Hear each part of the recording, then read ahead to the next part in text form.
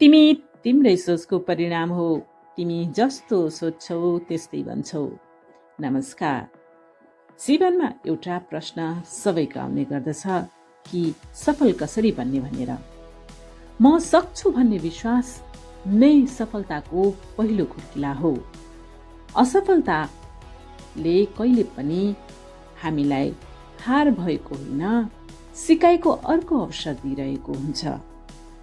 निरन्तर मेहनत गर्नु र अनुशासनलाई आफ्नो जीवनको पहिलो प्राथमिकताको रूपमा राख्नुपर्छ। मुडले होइन, अनुशासनले कार्य गर्नुपर्छ। नकारात्मक सोचहरू सफलताका सबैभन्दा ठुला शत्रु हुन्। धैर्य राख्नुपर्छ र काम टार्ने बानी त्याग्नुपर्छ। जोखिम लिन सक्नुपर्छ। यी सम्पूर्ण कुराहरू जब हामी मिलेर गर्न जान्छौँ, हाम्रो जीवन पक्कै पनि सफल हुन्छ।